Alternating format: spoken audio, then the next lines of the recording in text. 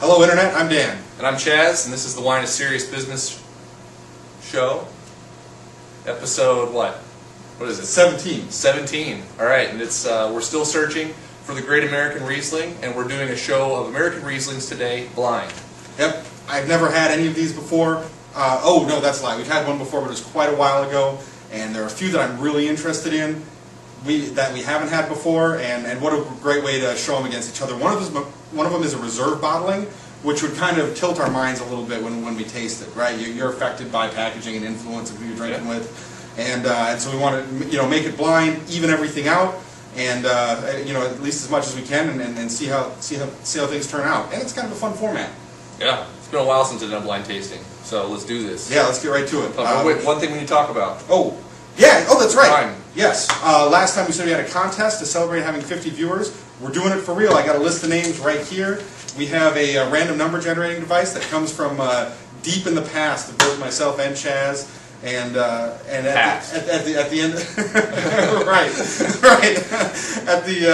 At the end of the episode, we're gonna put the two of these together, and we're gonna find somebody that's getting a prize from us. So stick around and watch to the end. Let's get into wine number one. Is that on the?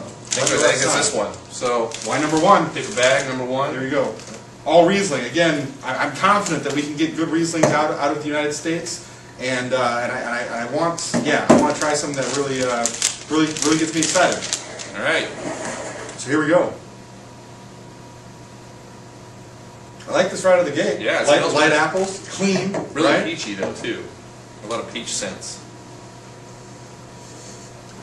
I could say, would you go with ripe? I'd go with like an underripe peach maybe. Yeah, I'm leaning more towards the apple, but definitely. You get what you get, right? Yeah. Well, I don't need to write notes, but I just need to write like scores and stuff down. Sure. Yeah, it smells nice. It's got a little bit of acidity I can get right through the nose. Right. Nice start. Yep. All right. Let's see how this does. Clean right out of the gate, which I appreciate. Again, like the light apple flavors that I was getting, holy cow, that dries out later. It dries out real fast, too. Yeah. There's like some rich, I think like white grape skins, like some rich, heavier flavor right in the middle. Yeah, some grape skins definitely show through. I mean, the apple's right there in the start of the palate, but end's pretty dry with like some grape skin sort of flavors, but I mean, end's dry. And then the acid just comes in just like, yeah. It doesn't tear it up. It doesn't make a huge mess of things. It's totally on the dry side. Actually, I'm totally digging this. This is an enjoyable drink for sure. Nothing complicated or really like wow.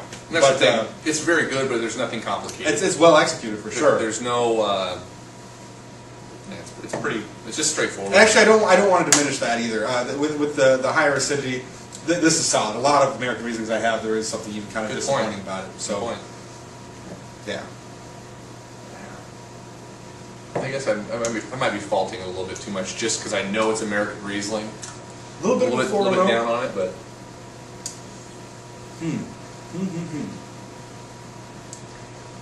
88 plus, but yeah, I'm digging it. The way it dries out is just affecting me a little bit. I'm gonna go like 86 plus on it.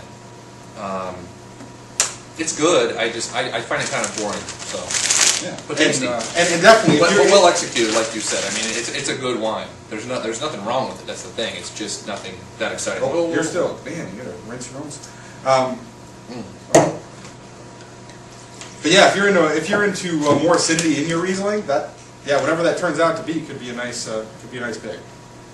Yeah, it's really. That's pretty different. This one's pretty different.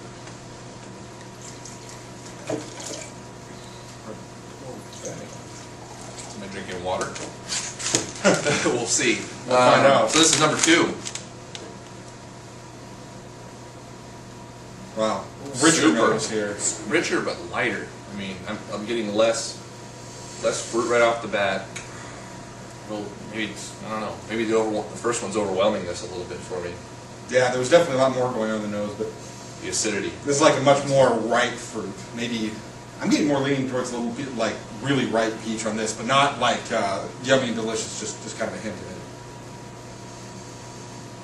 it. Yeah, a little sweet too. I mean, a little bit of sweetness coming through.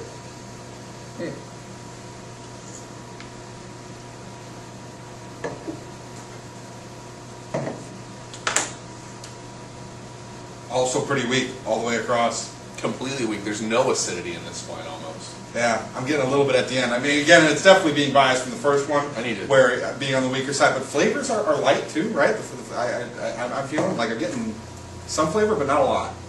I'm going to upgrade the first one. I'm still tasting the first one over this wine. The acidity on this is bitter. I'm getting more like some really ripe red apples on the palate, and not an overwhelming amount of them. The fruit flavors are light.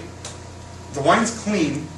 It's not boozy or anything like that. No, it's, yeah. But no structure, and it's got really bitter acidity, which is strange. The last one was really bright, right in your face. This is like, it's... Yeah, sometimes a little rougher apple peel, right, where you get a little bit of bitterness off of that too.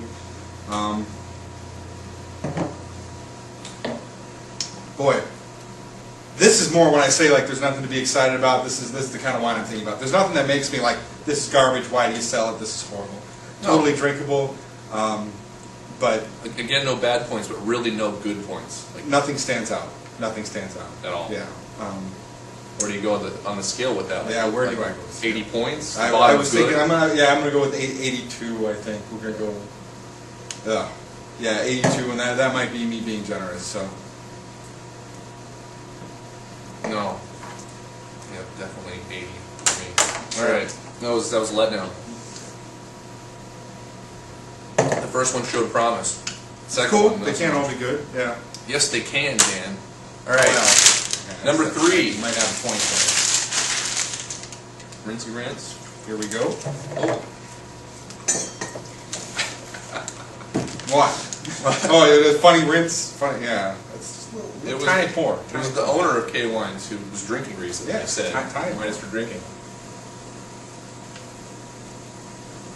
Oh, I didn't do that.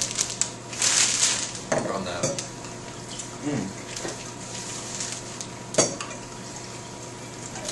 Let's drink some wine. Wine number 3. Man, This one's coming off weird to me. some of the skins on the nose kind of here, more subdued, maybe even hinting at a little minerality. I mean, this isn't like brilliant minerality, but there's some like wet stones or something. Or That definitely, or some herbal notes almost a little bit, like, no, it's just like a leafy sort of smell to me. like basil a little bit, maybe? Maybe. Man, yeah, I kind of get what you're saying. I can't nail it down. Just the edge of mint leaf, like not just, Again, a lighter nose, right? Nothing really all over. Yellow We're not apple. struggling because we can't name it so much, but yeah, there's nothing really strong on it either. It's some yellow apples, and nice. Actually, that's a yeah. I totally agree with that. it smells nice.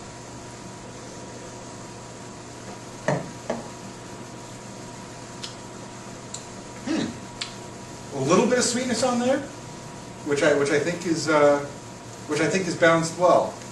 The fruit flavors are still on the lighter side, which is kind of unfortunate because the structure I think could have really supported something a little more interesting. Right.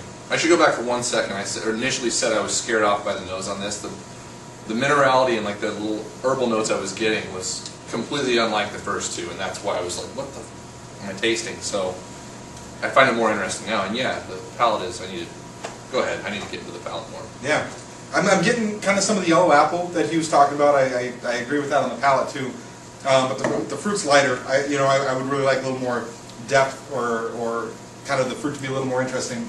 The acidity's present. Yellow Asian pear, actually. I've been eating a lot of those lately, and it's got some similar qualities, especially in the skins.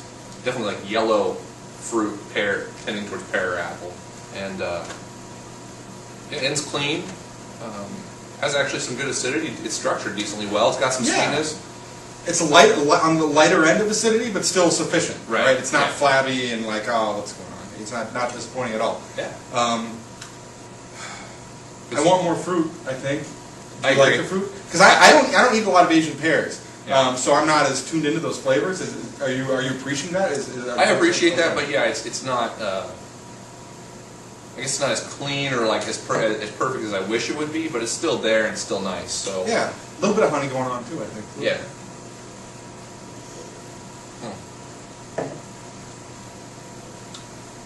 Kind of unique amongst American Rieslings I've had because that lighter fruit flavor.